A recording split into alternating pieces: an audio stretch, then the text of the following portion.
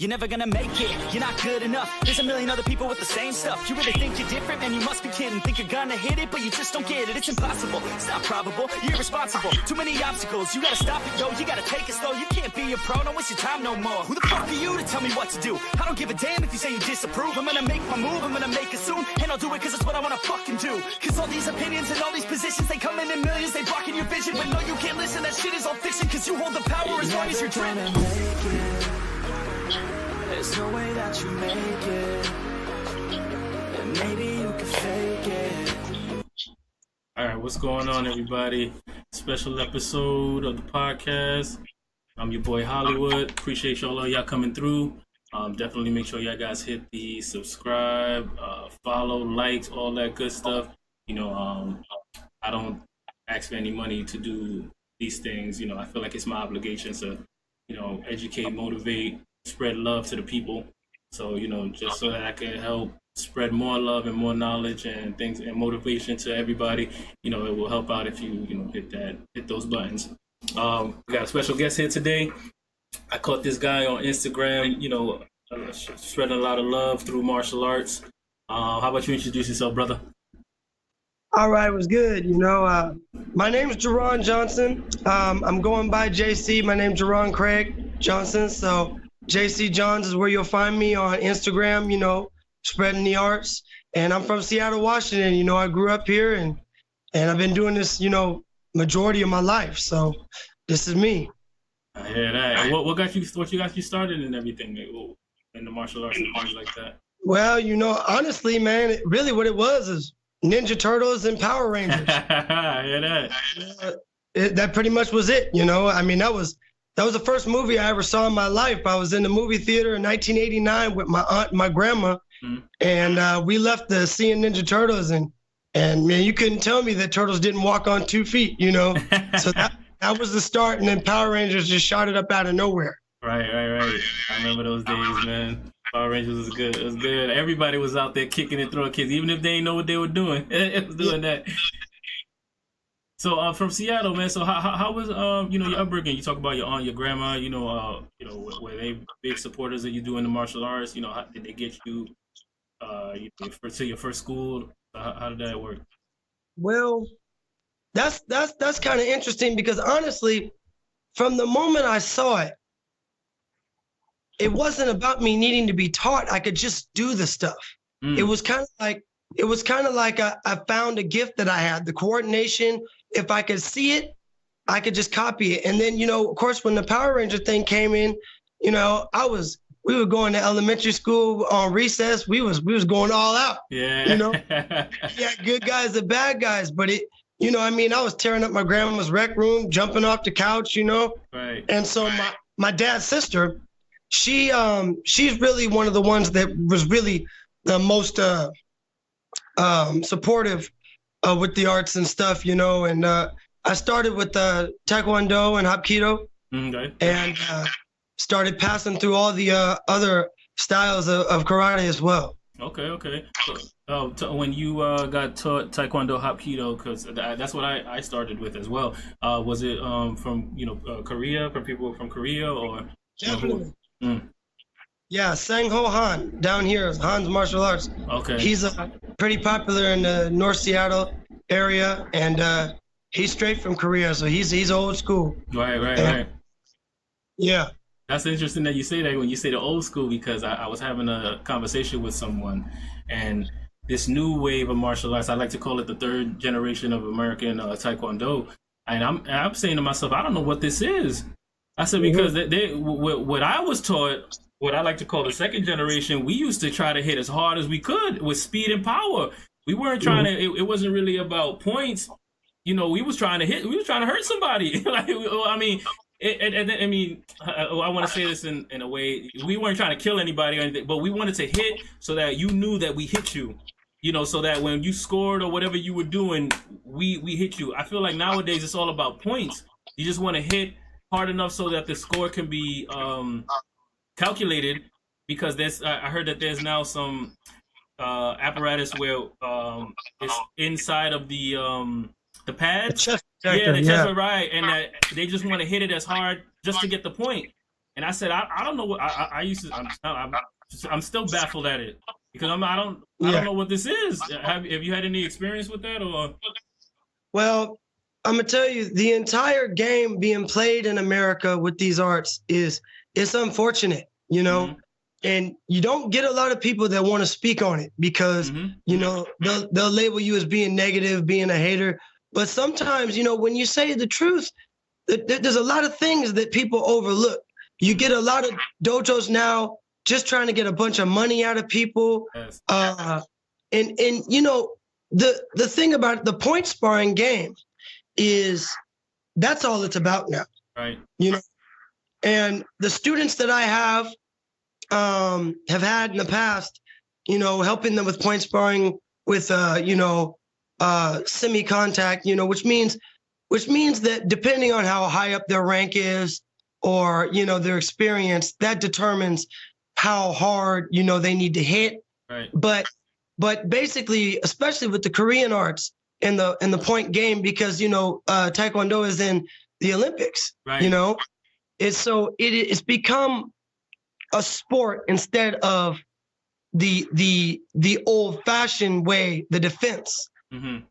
And so what a lot of people got to understand is that there's a difference now between, you know, self-defense and, you know, taking the art in what is considered the classical or traditional way. Right. And people really got to look into where they're taking, you know, their instruction, where they're getting their information from, because with all these arts, it's really about information and origin. And that's really what I wanted to talk to you about. Right. Definitely. It leads me into kind of segue into this next thing. Before I go back to, like, you know, more about your history, but I like to call them puffed up, you know, those puffed up black belts. You know what I'm saying? The ones that, you know, they it's more ego than it is really trying to spread knowledge and for lack of a better word, you know, accepting.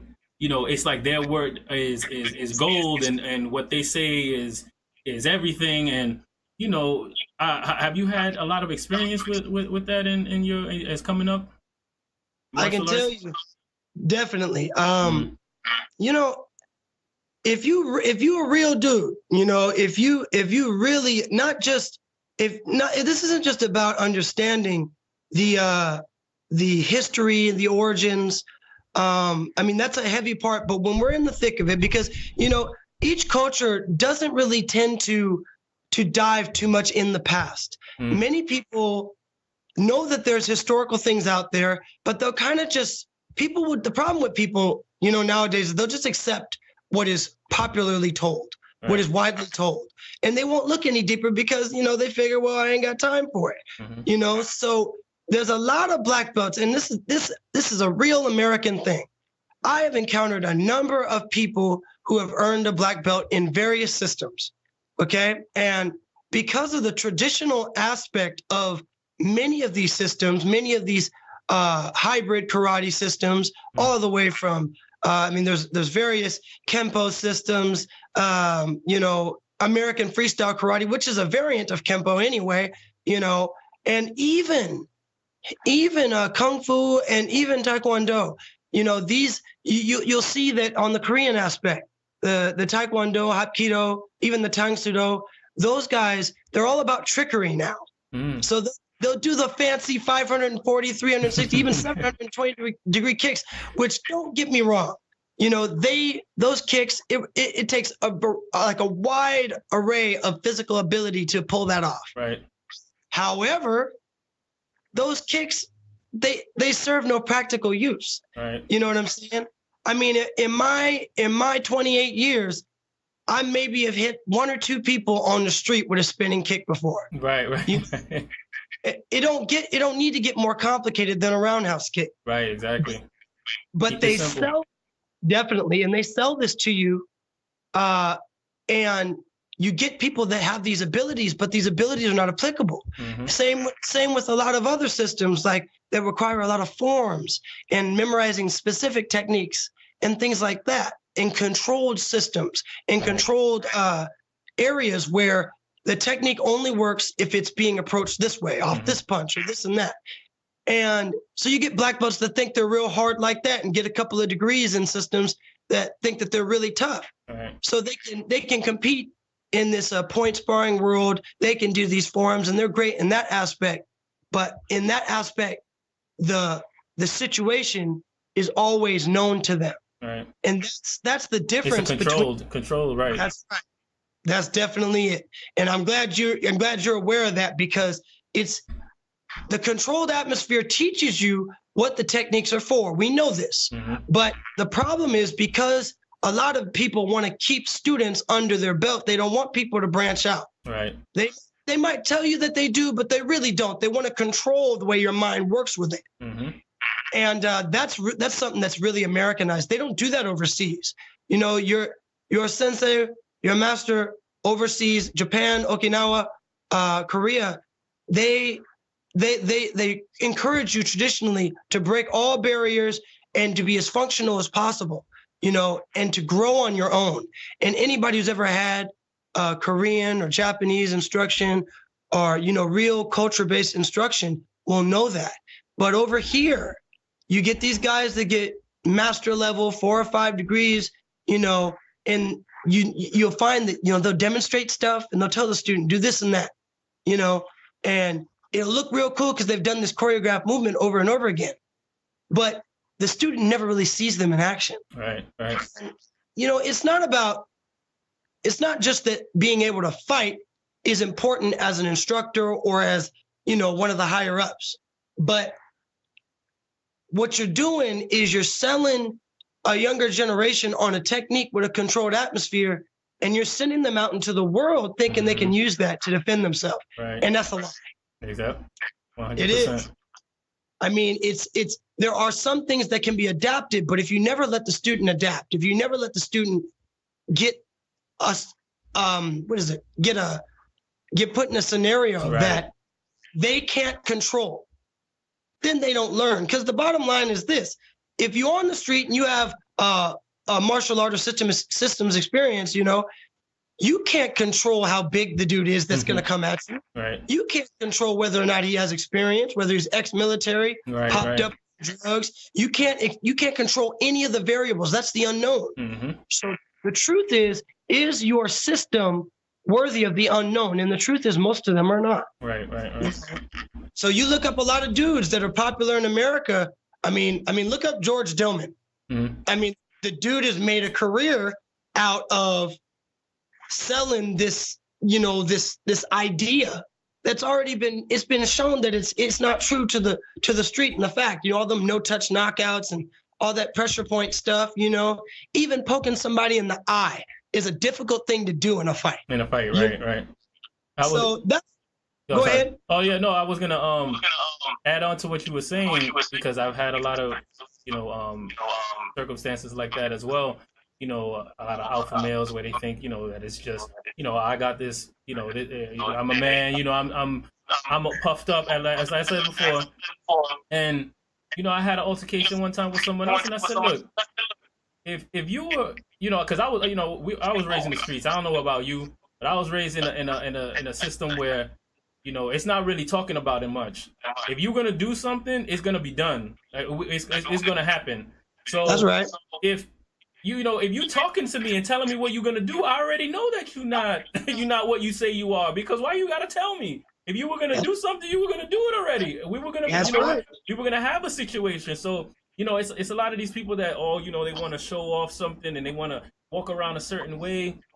But, you know, any you know, street type of guy, that's not going to work. Like you said, you're not going to be able to poke me in the eye. If you're that close, we're grabbing each other. I mean, I've never been in a fight outside that it don't end up either on the ground or we grabbing each other. So that spinning stuff, you know, it doesn't work. And I mean, like I said, I've been in, you know, I've done Taekwondo for a long time. You know, I branched off as well because I understood the limitations, and I have the utmost respect for my style. You know, I love Taekwondo, and I understand it. You know, and like you said, they have, you know, I feel masters nowadays, people that are teaching have to also show, listen, this is not the end all be all. This is just one way of going about things. You should really spread your wings and really research what we're talking about and see how practical it is in the real world. I could throw a roundhouse kicks 5 different ways, and they all mean, and they all for different reasons, different situations. So it's just, you know, all of those things encompass everything that, you know, that we talking about right now. Yeah, and you know, number one thing, you know, and I talk to students about things like this when we talk about, you know, knife defense, what kind of weapons people have on the street and stuff. And, you know, it's funny because people ignore, you know, some of the fundamentals in learning all these choreographed moves. You know, for instance, as human beings, you know, you ask somebody about, you know, our senses, you know what I'm saying? And you know, we have sight, we have hearing, we have smell, we have taste, and then we have feeling. Now, most people will say, this is the capper, most people will say it's touch.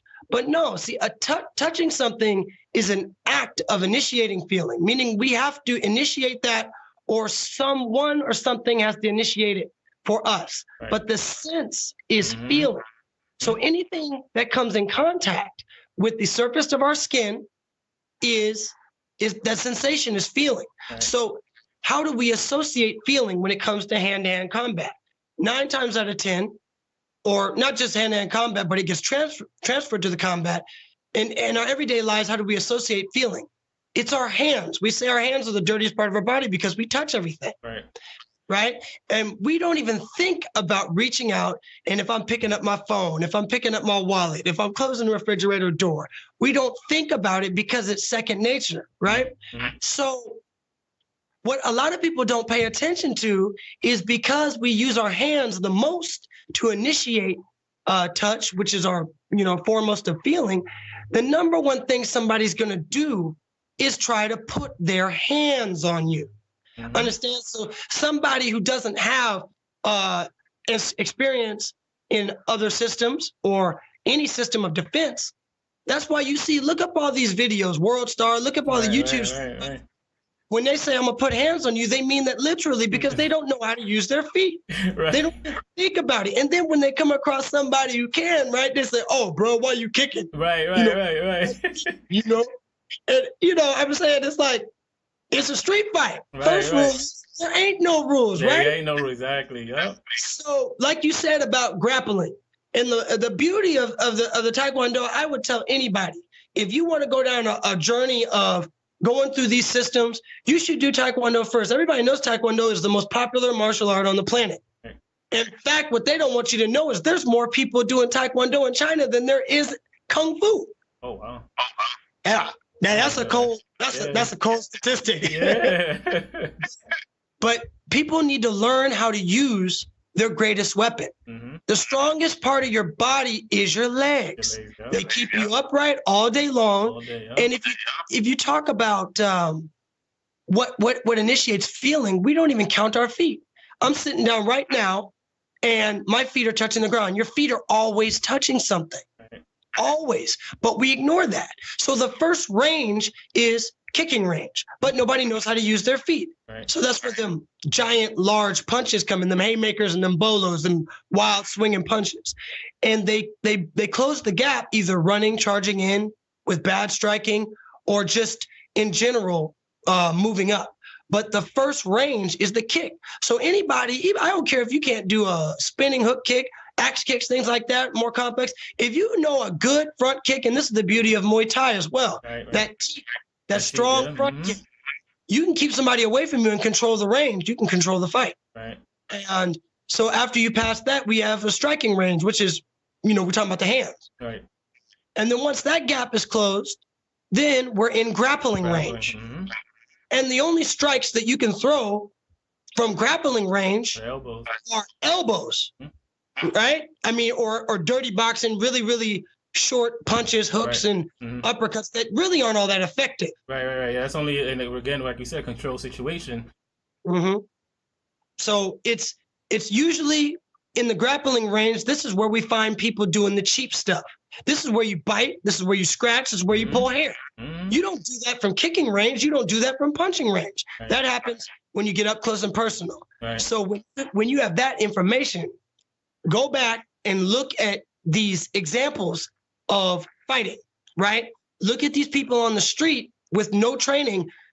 They break all these rules in one by getting up close in each other's faces, Right. almost, some dudes nose on nose, forehead. Right. Yeah. At that point, it's 50-50, and there's really it's all about who gets off first. Right. So there's no technique in that. That's not proper self-defense. Because if somebody gets that close to you, you failed to take care of your space. Right, You let exactly. them pass the foot, you let them get past the hand. Yes, sir. So that shows that, if you learn the Taekwondo, you learn how to use your legs first. And then you can do anything to initiate the hands. I would encourage people to do boxing and kickboxing after the Taekwondo, because the thing is that if you go into a traditional form of karate and you've been doing Taekwondo, the quick movement with the feet, and you're kind of free what you do to Taekwondo. Right. And if you do the karate, it slows you down and teaches you how to get power from the midsection with the half moons and the horse stances. But this will give you a system, yes. But what it will also do is it will kind of get your muscle memory to shut down and be more rigid, in one dimensional. Right. So if your goal is to be able to defend yourself, then you need to stay free. You know what I'm saying? And this is where we kind of put the whole system and traditionals and the black belts and stuff out of the way. Right. If Starting to transcend that now. Yes, it is. So if your goal is to learn a system, well, there's nothing wrong with that as long as you're open-minded enough to see the flaws in the system as your experience grows and to not be fooled by it. Right. And honestly, that's another part of what I'm doing.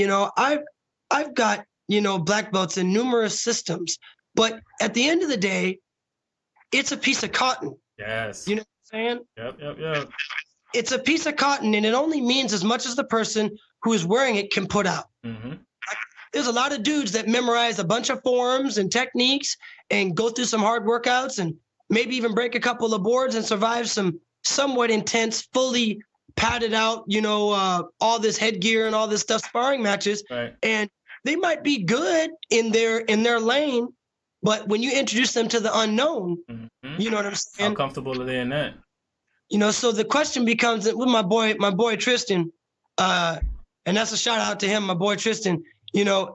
He's been in the arts a long time with me as well. And we always have this saying, I see you got a black belt, but can you fight? Right. I hear that. You know what I'm saying? Yeah. It's funny that you say that. That's really where I come from when it comes to the traditional aspect, Right. And that's why the point game is so popular, because before the internationals, back when Bruce Lee and the guys was coming up in the 60s and 70s, the karate tournaments were full contact. They were full contact, and so there wasn't all this the championships. Bill Wallace, Chuck Norris, all the guys that were popular in the States, they fought full contact. They had gloves on, but the only rule was you couldn't overly grapple. You could do takedowns. You couldn't hit the groin. But everything else was fair game. Fair game, yeah. And dudes weren't out there trying to play tag with their hands. Right. That's all it is. Right. It's playing tag with your hands. Now, don't get it twisted. Some of those strikes can hurt. I've seen people get dropped in Taekwondo tournaments, those spinning kicks. But again, you wonder how those quick spinning hook kick knockouts happen. It's because you got two people trying to do the exact same thing. So what do you do when you have those fancy kicks up against somebody who's not going to play that game with you? Right. See, so that's really pretty much how I break that down. Right. Yeah, that's a lot to unpack there, man. But it's something that a lot of people in general just need to hear. That's why a lot of street dudes don't respect martial artists. because they know they've been out in the thick of it and getting, they know when it comes to fight time, or if they feel it, they're in a certain position, they know what's gonna happen. Yep. That's that whole mentality is very, very flawed, and it's how they're being taught. A lot of these, and I will say, even to an extent, some of the MMA people, and I have a lot of respect for MMA people. I've done it now. I'm still continuing to do it. I have a lot of respect for them, but it's still the same mentality. People think that they're just gonna get close and they're gonna hit them with a double leg takedown or something. Dude, some of these people are not trying to hear that. They're gonna rake you in the eye. They're gonna grab you and they're gonna try to survive. And I try to tell a lot of people, I actually had a friend of mine that's training with me now. He's a training buddy of mine now. And he got into a street fight and he got a little hurt up. And he was saying that he tried to break up a fight and then they ended up jumping him. And I said, dude, you have to, just because we do martial arts, you got to remember how this applies to you outside in the real world. Don't let anybody get on top of you. That's it. For you to go break up the situation, but you weren't thinking about how close they were to you. And, and once that happened, then you get wailed on. What you gonna do then? And it doesn't take long. Yeah. Once you get that, and see, really, when you're talking about self-defense, if you're a person who really wants to learn how to fight, then you don't want to do a traditional art. Mm-hmm. You need to go find an MMA gym. Right. You really do. I mean, because all you're gonna do there is fight. Right. There's not gonna be no katas, no forms. Yeah. So, and a lot of traditional systems don't like to hear that, but it's the truth. Yeah. For example, when it comes to like a lot of MMA guys, the greatest MMA guys have a background in something that has brought them to the dance. Mm-hmm. And those are the good ones. But the ones that are exceptional, the ones that are talked about all over, the world, they have an exceptional ability to take whatever core system they have and adapt it. Mm-hmm. Conor McGregor is one of them. And Conor McGregor has a lot of traditional art skill. Yeah. He's got a capoeira and a karate. Well, not a karate, actually. More of a taekwondo style. Taekwondo, yeah. Mm-hmm. Mm-hmm. But Conor McGregor has a lot of learning to do as well, and it's kind of unfortunate to see the things that he's going through now because, I mean, the puffed up black belt mentality. Even if you're in a cage and it's not about ranks or it's not about anything like that, the parts of the art that are important, and everybody gets a big head. I can be tough. I can talk the real, stuff too. But I would like to see him, show himself in a much more professional manner. You know what I'm saying? Yeah, I get what you're saying. Right. And that's what's being lost is not, I wouldn't say discipline, but the I'm trying to find the right word, but just the ability to just be humble. That humbleness that comes with that, or that some people grab from martial arts. I definitely know what you mean. And he, I mean, there's been guys that that run their mouth, but I'm saying, that dude, he's good. And don't get me wrong, he's good, okay? But he damn sure ain't unbeatable. Right. I mean, and he hasn't done anything in the championship spotlight that really makes him worthy of the kind of arrogance he shows. Like he's beaten some good people, but he be acting like he went on a Anderson Silva run or something like that. Right. We've seen people hit him in the mouth. We've seen him bleed. We've seen people put him down. Like all that trash he was talking to Nate Diaz, and Diaz outpunched him, and Diaz choked him out. Right. You know what I'm saying? And then in the second fight, he won by decision, but he was running from Diaz. Right. And so those fights showed us two things. They showed us that his chin isn't as tough as he likes to say it is, and it shows us that he's got room to improve on. And if he was humble, he wouldn't be talking like his cardio. It is a known fact that Conor McGregor's cardio is not what it should be. Right. And that was shown in the Diaz fights. And that was shown when he went up against Floyd Mayweather. Mm-hmm. I don't like Floyd Mayweather. I'm not too big on the boxing sport. I respect it. I study. Right. But Yes. yes, but Floyd Mayweather's attitude is not really something that, that I think we can get behind. But he is the best at what he does. Right. And that's what he deserves the respect for. That's what he gets the respect for. And he knew that boy wasn't going to come in there prepared. Oh, no. If you ain't got the cardio to go 25 minutes in a cage, then how you going to have the cardio to go, what's that, accumulation of 35 in the ring?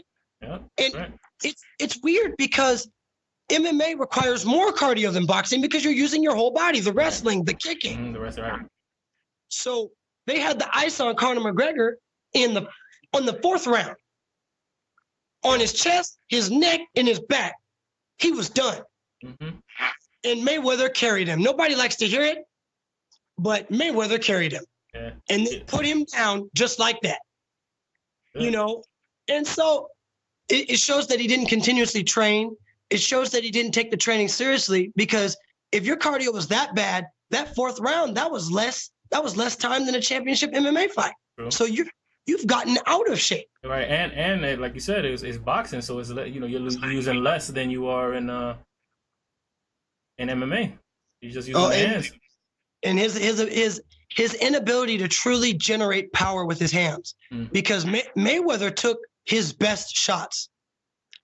And, there's a bunch of clips of Mayweather he threw a jab at Mayweather. Mayweather stepped out of range and kissed the glove and smiled at him. Oh, wow. I didn't see You look it up.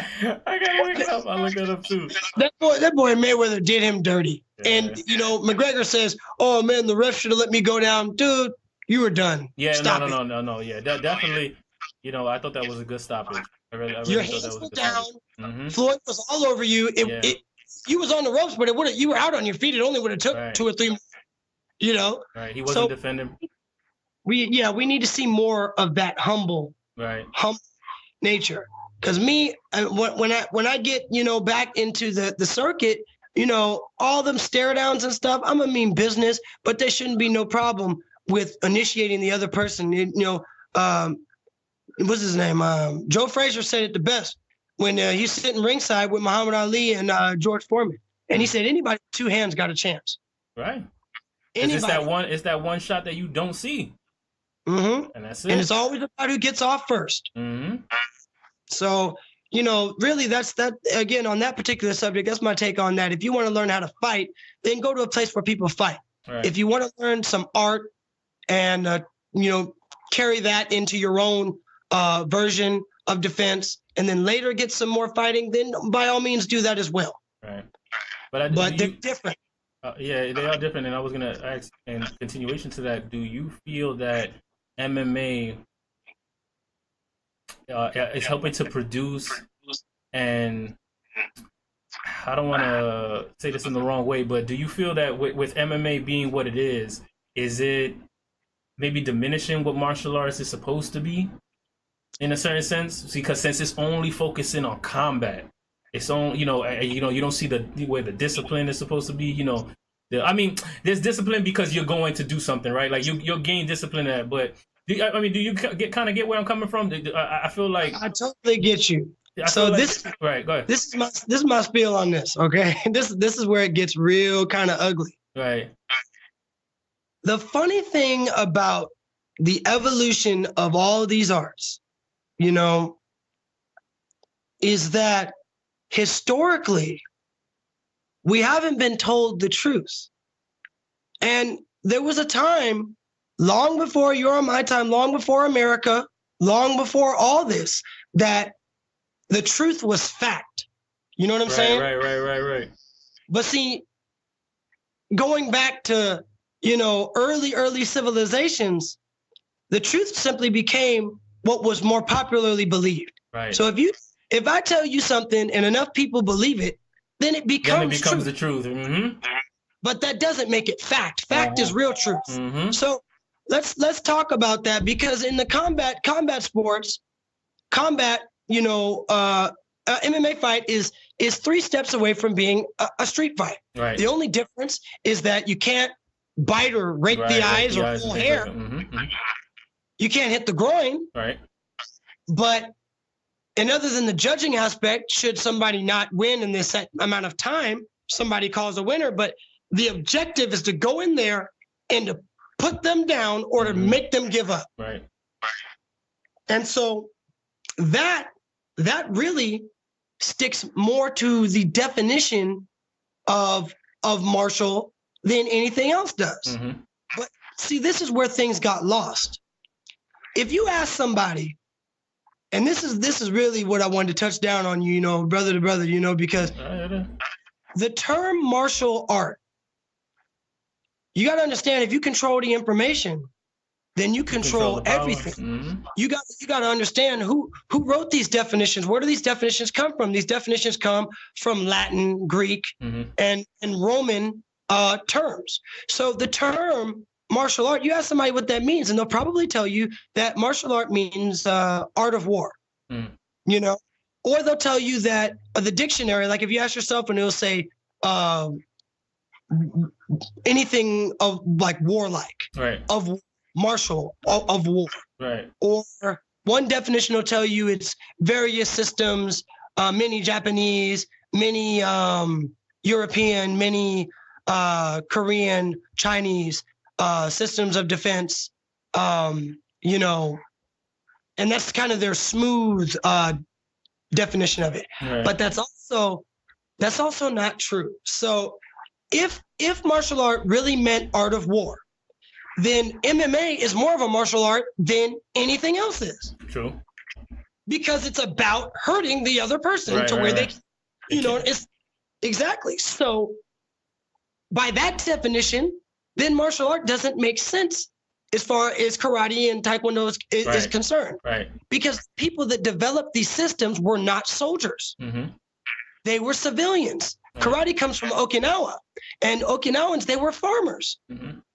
They actually had to defend against Japanese invasion. Invaders, So all your Japanese weapons were farm tools. A lot of people don't know that. These are actually civilian arts, you know, and then we go back to the term martial art. Well, this is one of the biggest untold secrets. Now we're 2018 years after the death. This is the European Roman calendar that we are on. Okay, so by that definition, or by that standard, we've been being told this martial art thing for well over 1,000 years. I think that the term became popular in the 1550s. Okay, so, but the big thing about it is, and I know you might catch a lot of slack from people hearing me say this, by the truth, there's no such thing as a martial art. And I'm going to tell you why. Okay. Part of what I'm doing is trying to spread more truth, not just to everybody, but to empower, you know, the African-American, you know, people with something that they don't even know about. And in my particular expertise, it's the arts. So when you say martial art, let's use another word that is similar. So let's say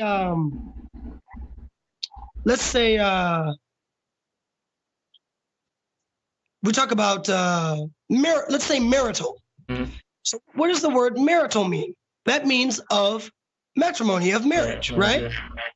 So what's your marital status, such and such, you know?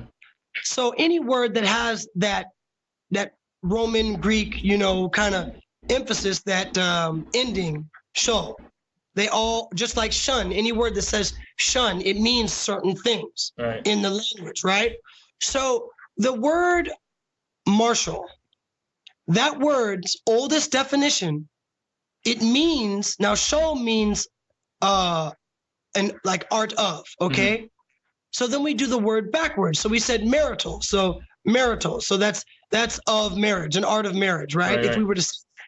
So martial, the word really means arts of Mars. That is the direct Roman definition of that word. The word means arts of Mars. And then when you say that, people are going to be like, okay, well, what does that have to do with war? And what does that have to do That's the God of War. Exactly. And there it is. So there we have it. The term martial arts. It really means arts of Mars, the Roman god of war. Right. Now let's talk about that for a second. The Roman god of war, arts of Mars, meaning arts of the Roman people. Mm-hmm. Well, wait a minute. Why would Japanese, Chinese, and Korean people want to identify with the Roman god of war? You know what I'm saying? Right. What people don't understand is the European, and it is, that conquering, invading, old school, even to this day, we can't even deny it. The supremacy has touched all parts of this planet. That's how they control the planet, right? Right. So they control the narrative.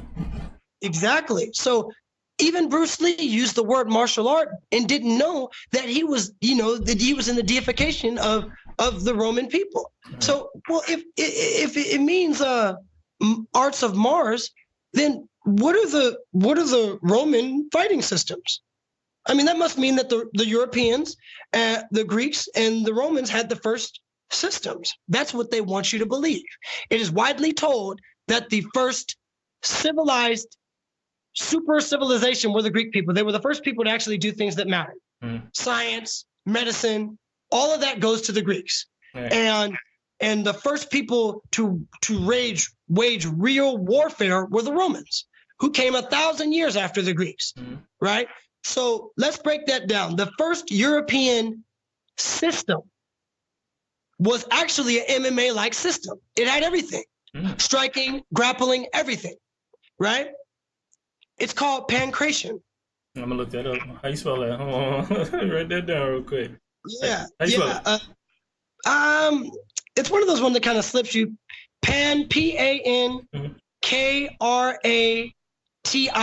Again, that T-I-O-N. That shun. Right. That means you're enveloped in something. It's for something. So pancration, right? A lot of people don't know that pancration, or pancrase as it's called more popularly, pancration was stolen from the people of Kemet. The ancient people of Kemet, the first real civilization, the first real kings and queens, everything that the Greeks and the Romans say they did first was done by the people of Kemet.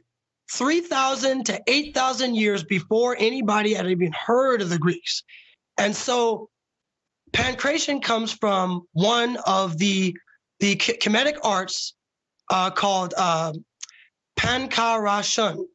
So you can see where where they put their word together. Right. And this word, pankarashun, actually was a fighting system used by the Kemetic and the Kushite soldiers. And it basically translates those who fight in the name or for Ra. Ra is the sun. Right. Ra yeah, so even the word Egypt, that's not even a black word. The word Egypt comes from the Greeks. So when you talk about, the Kemetic origins of all these things, the Greeks came in, mixed up with them. That's where the Greeks got their science from. That's where they got their knowledge of the stars from. And then the Greeks passed it to the Romans. So then we have pankarashun is what the Greeks made pancrase or pancration. So the first fighting system actually came from the motherland. It came from Right. They had the first armies. So then we dive further into that. And you can find this on my Instagram, some of the hints to this. Okay. Basically, then later, we go into where the Romans came. You heard the term Greco-Roman wrestling. Right, yeah. They say that's the origin of all grappling, Greco-Roman wrestling. That's not true either. The Romans invaded the continent that we call Africa. And in doing so, they adopted anything they saw the indigenous people do. They adopted anything that opposed them. So the armies, the Kemetic armies and the Nuba armies that opposed them had these ways of of defending themselves and forcing them out, and they had to go back and regroup. So the Nubian wrestling from Sudan, and even higher up by Ethiopia, where the Kushite soldiers reigned and the Kemetic soldiers reigned in Kemet. The Nubian wrestling is still being practiced to this day. And you look it up, and the grappling, the collared elbow tie-up, elbow to neck, double leg takedown, all this stuff was being done 3,000 to 5,000 years before there were Roman people. But they took it and they gave it their name.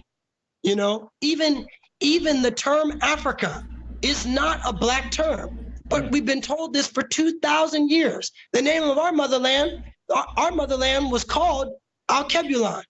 Our motherland was called Kush. It was called Ethiopia. The entire continent was called these things until a Roman general busted his way in there. And you know how the Europeans are by historic history. The first person to touch down and conquer something is this. They think it's this. Yeah. And his name was Scipio Africanus. And he was a war general, one of the greatest the Roman had. And they called him Scipio the African. This was a white dude. So we've been calling ourselves African for over 2,000 years. And now, you know, we've taken that term and we've made it something that means something to us. And that's cool.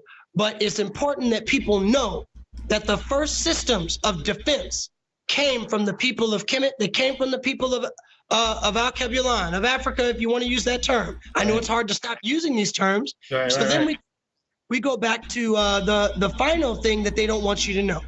Okay. And any brother or sister that wants to know more about these things, their documentaries, Tariq Nasheed, brother Kaba, the Hidden Colors documentaries, they're 1 through 4. They're coming out with number 5, and they speak on these things. They even speak about how Buddhism comes from Africa. Everybody ever take a look at the Buddha statue? You ever wonder why Buddha looks like a brother? Right. Yeah. He's got the curly hair. He's got the wide nose. He's got the big lips. Don't no Asian person look like that. Look like that, right? So, you know, look up the Bodhidharma, and he was the African who had left the east side and pilgrimaged into India, and through his pilgrimage from India on into East Asia, up by where the Mongols were, where China was, he had studied the animals, and he's the one who brought Shaolin Kung Fu. It didn't come from the current phenotype of the lighter skin, straighter hair Asians Right. All these people were of African descent. And so tabling back, we talk about martial art and the Roman god of war. There was one first god of war. The world's first god of war was Montu. And if you look this up, the god of war, the Kemetic god of war, Montu, he was the one who was the first one to be praised for warfare. He was Ra's soldier of warfare. And if you, I mean, it just takes a little looking up. The original term was the Montu defense system. So it's not martial arts, it's Montu arts. The first god of war.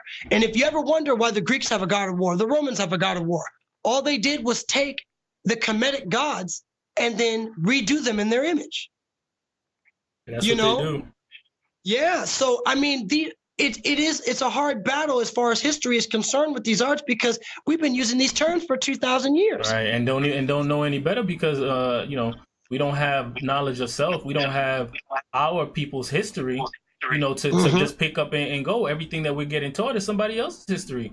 You know, what was it that Malcolm X said? You know, we'd be a fool to have I forgot exactly what he said, but the white man, you know, giving us their form of education. It's like, it is hard to find if someone is not actively looking to try to figure out these questions. And that's why I try to tell people, you know, you hear things from me, you hear things from, you know, like a brother like yourself, but don't just take it what we say as gospel. Look it up for yourself. Find out, you know, every time you hear these things in the news and you hear certain things, sometimes things don't make no sense, but you're just gonna, oh yeah, that's happened because they said it on it. No, you gotta look it up. You have to look things up. You have to, you know, it's like you said, a difference between truth and facts.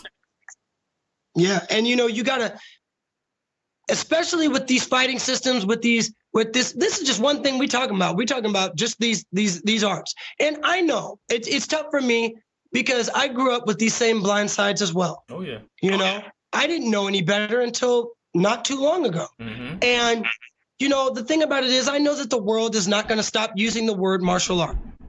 And I know that Black people aren't going to stop using the word Africa. Right. But they need to know. Right. While you got, you know, it's sad because, you know, we got all this street slang and stuff. You know, we got marijuana and things called Kush, this and that. Well, you know, I mean, that was one of the names of the motherland. Right. And they don't even know it. They don't even know it. Mm-hmm. You know, so it's about knowing the truth.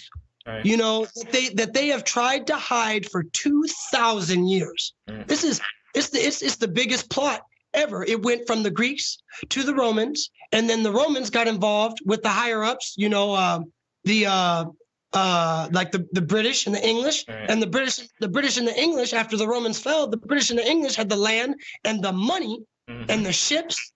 And they were the ones who were able to take it worldwide. Right. In fact, it goes into religion. It goes into a lot of things. And if you just look it up, there's a brother named Ashra Kwesi. You can look him up. Just go to YouTube and type in Montu Arts, and he's got some things on there. He takes people back to Egypt, and every year he does a kind of a quest for brothers and sisters right. to find where they come from and right. and to get the information. Right. So that's really important. I think that, like I said, I know people aren't going to stop using these terms, and it goes back to something that my dad used to tell me, the most annoying thing. I mean, how you hate listening to your parents. Yeah, definitely. I was just talking about that. I went to real quick, I went to the school because I'm always very involved in my daughter's school and education and things like that. I always in the, PSA meetings and everything like that. And I was just telling somebody else, I said, they had a list of like a bucket list. And, if she wants to get something good, she has to do something, good within school or in life or something. I said, this is not telling me something that I don't do every day. I said, I tell her so much stuff in a day that she looks at me and starts rolling her eyes. But that doesn't mean I'm not going to tell her. I'm going to tell her every day the same thing to make sure she gets it in her head. And that's also that's the real circle of life. You hate the shit that your parents say to you, but then when you're older, you understand. My dad used to tell me, he said, boy, don't listen to anything that they say from the television. And he used to tell me that that's what television means. Television. Tell your vision. Right? So he would say it means tell a lie on your vision. Right. Because if you see it on TV, it's got to be the truth. Mm-hmm. And sometimes it is, don't get me wrong, but there's always another side to the story. So don't trust nobody's information but your own. Anybody who watches this, you go and you seek the information that they don't want people to know. They want to be the earliest point in history. They want to be the reference point for all things. Mm-hmm. They already claim. I mean, it's crazy. They already claim to be responsible for all medicine, to be responsible for the origins of astrology, the stars, everything. Right. They were doing that in Kemet before there was anybody who had made their way down to fill up the European world. The star system Orion that the three pyramids are lined up with, that star system is of the god Osiris. Wow. And there's so much behind that.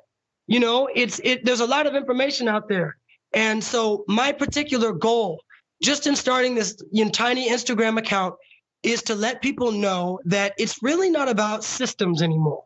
I don't believe in martial arts systems or self-defense systems or whatever you want to call them. Mm-hmm. I believe in the truth, knowing where these systems came from and using only the most applicable pieces of them for fitness, for inspiration, and for defense. We talk about the Filipino arts, eskrima, how they use the sticks. Right. You're talking about that. I saw you doing a little bit of that. Yeah, and that's, there are very complex combinations and disarms and stuff that you learn in the system of Kali or Arnis or eskrima, whatever you want to call it, because, even Salat, there are different names for it because of different areas of the world what do you call it? Where they practicing it. Right. Yeah, the Pacific Islands, different areas. But either way, the only way that it really is going to benefit you is if you practice the most basic and simple application. Because if you have a basic and simple application and you can do that over and over again, that's going to work. Right. If I got a good leg kick or a good front kick, that's going to work way better than my hurricane or my tornado. Yes, sir. And I got a damn good hurricane and tornado kick. Right. I don't need to use it. You probably never see it. Yeah. And honestly, that's just something that, I keep with me because of my Power Ranger days, because of my, it fuels my soul to have that physical capability. Right. But as great as that is, imagine what the basic 1-2 to the ground is. So before people start spending hundreds of dollars on these systems that claim to teach you how to defend yourself, claim to give you, this sense of culture that's not even theirs to be being taught. Let's be real. If you go to Japan and you go into a karate dojo, there ain't gonna be no BSing around. You got places with plastic boards kids are breaking and emphasizing how loud you can ki and looking all mean. And it's very cute for the kids, and I understand that. And there is something to get from that. They can't get confidence out of that. They can't get some basic out of that. But in that aspect, what it gives them is it gives them a false sense of hope as they get older. I got teenagers that believe they can use certain techniques to defend themselves. And I'm telling you right now, you get killed, you try to use that. That's how you get knocked out. That's how you get stabbed. Right. That's how you get choked out. That's how you get toppled on the ground. That's how you get jumped, And it sounds really negative, I know, but it's the truth. And the truth does hurt. Right, the truth. Right. It's about spreading truth. I don't care. Again, I'll bring back my daughter, because that's the one that I have the most influence over. I don't care how you feel about what I'm telling you. I'm trying to tell you this so that when I'm not here and you out here in this world, you're going to be okay. That's my job. So whatever you might say it sound mean or listen, they're going to be a lot meaner than I'm going to be out there. Oh yeah, because they're gonna be mean. They're gonna be mean just to be mean. Right, exactly. Yeah. People give human beings too much credit. Human beings are a terrible, terrible species. We are capable of horrific things. We're also capable of great things. Yeah. Unfortunately, there's a lot more people doing bad things on this planet than there are good. There's a lot more. I mean, it's very unfortunate. I have 3 daughters. Blessing, I got 3 little girls. And I got an 8-year-old going on 9, a 6-year-old going on 7, and a 5. Wow. So I know, you know what I'm saying? Yeah. I know, and I want them to not be fooled by the things that are popular, because what's popular is often a fabrication. It's, trends. All these kids out here think they're doing something special now. I mean, you're just recycling the past, the way the past was, and you don't even know it because you're not in tune with history. So my mission is, is to empower, the community. And I'm not saying that, once I get, up and running, more out there, maybe with my own establishment, I'm not saying, and I don't want anybody to think that I would only train Black kids. Right. That's not the truth. There was a time where European people could not practice martial arts. Wow. The Japanese or Chinese, you couldn't teach no Westerner. That's what they called them, Westerners. Right. That's why they got mad at Bruce Lee, bro, because Bruce Lee came over here and said, forget the traditions. I'm gonna teach whoever I feel is worthy. Right. And the higher ups, the Shaolin, and the temple and the Chinese organization, they didn't like that. But the thing is, the time went on, with the internet nowadays, you can't hide that information from people. Right. So I'll teach anybody, obviously, but they're going to know the truth. Yeah, exactly. So if a white kid comes to me and wants to learn how to defend himself and get a blend of these cultures, and they're going to get the truth. Right.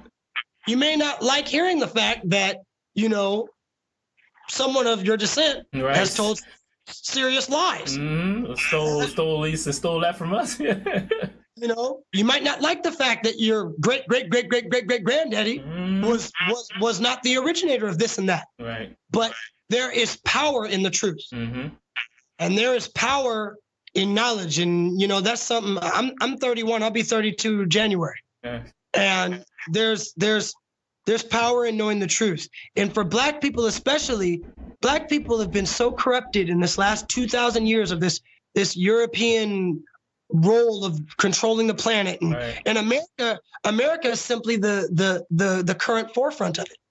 Yes. And nobody likes to hear it, but it's true. But the more that we get stuck into, you know, being against each other, and I know it's hard. You know, I know it's hard in the hip hop community.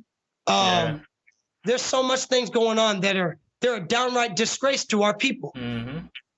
These youngsters, the system was there to take the Black man out of the families, to take him out of the world of competing for corporate jobs without being a sellout, without, you know what I'm saying? There's so many things. You gotta be a certain kind of Black guy to make this kind of money. You know what I'm saying? You gotta be a certain kind. You can't just be one that's for the people. Right. You know?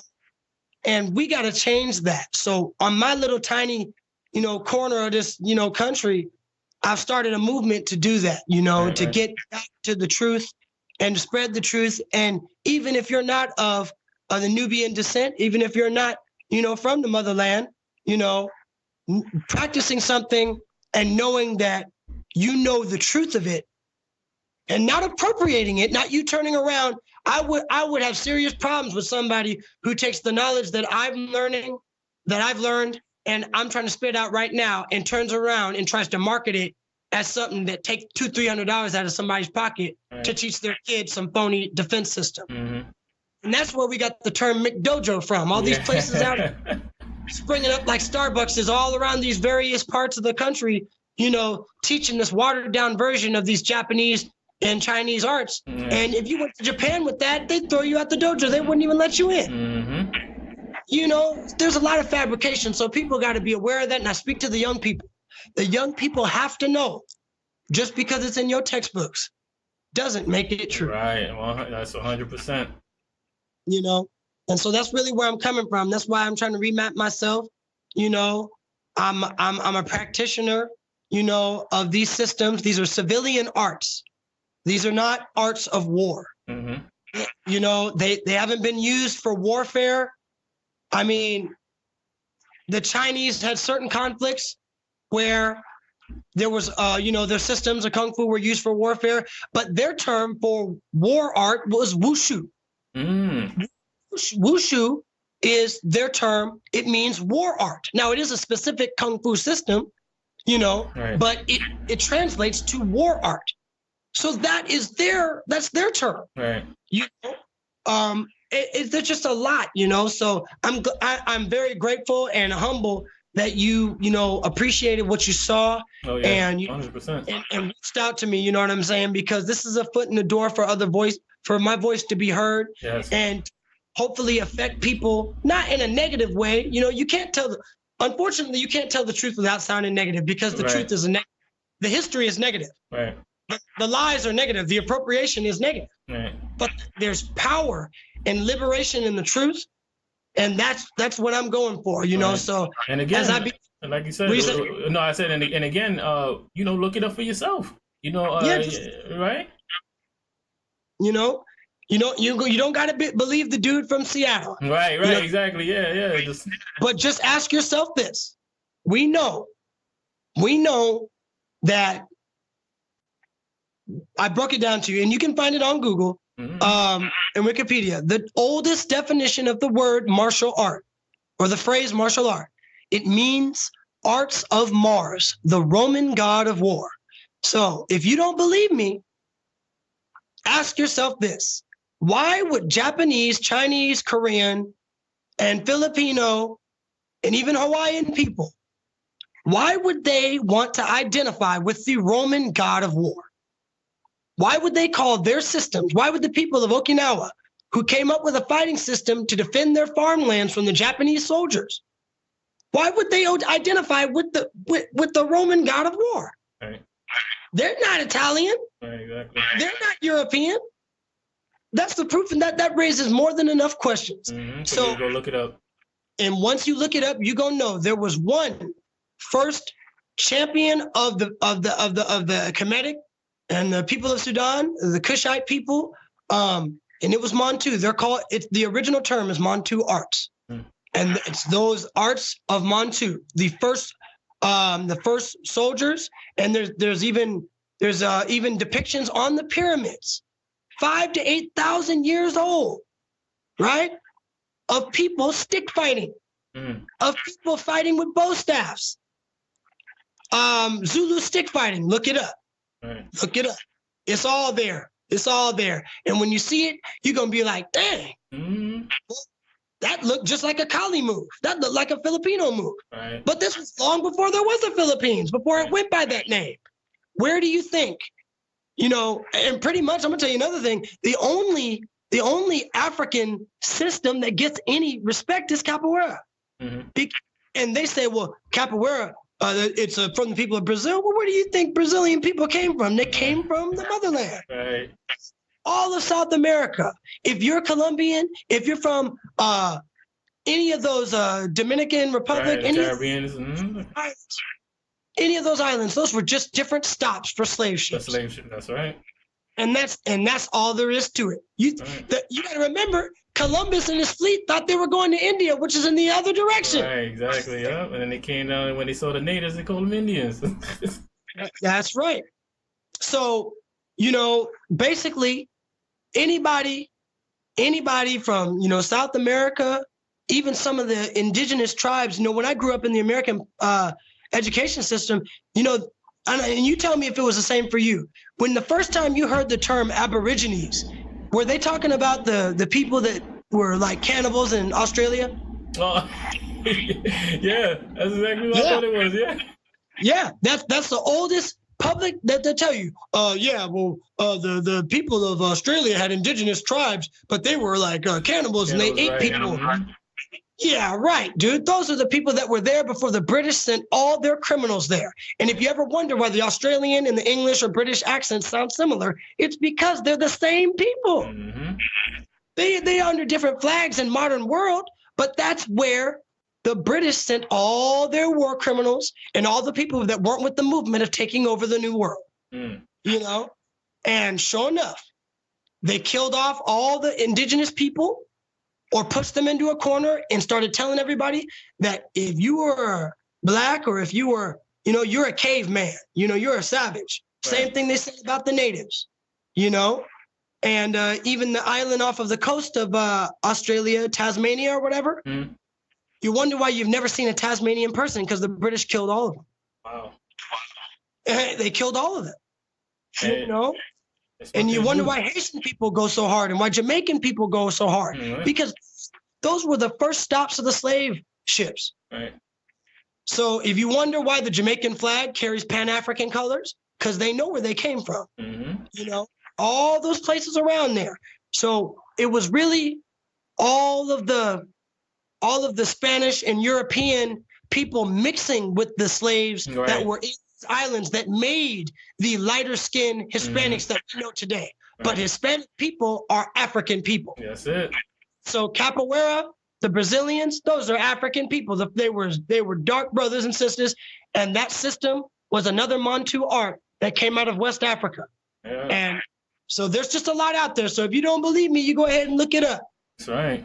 And that's my mission out of my corner of Seattle. So I appreciate you coming for me, Oh, and definitely. Hopefully we're gonna do this. Yeah, we're gonna do this some more, man, because there's so much knowledge, there's so much information out there, and like you said, and like when I linked up with you and I saw what you were doing, I'm just like, it speaks to me, because this is exactly what I set out to do. We all do martial arts and everything, and I just want to show people this about the same way.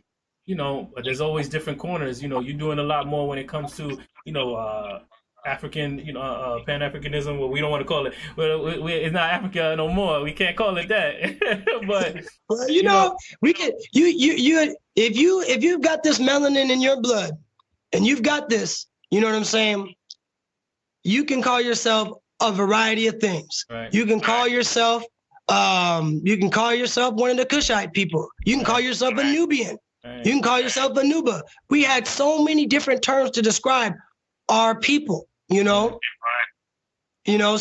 I mean, the Roman Empire fell and fell for a reason, even though they regrouped quickly and joined, the rest of all that, but, and formed, the rest of the British and the European, way.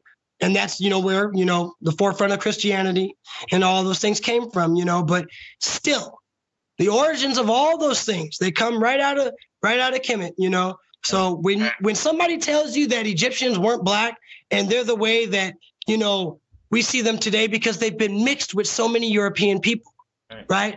But these people, those pharaohs, all those people, they was as dark as I am, if not darker. You know what I'm saying? The originals, not like they are in the movie Aladdin, not like they are, all these Disney movies. They were just like you and me. They were the truth, and so that's kind of why I've taken that name. The truth.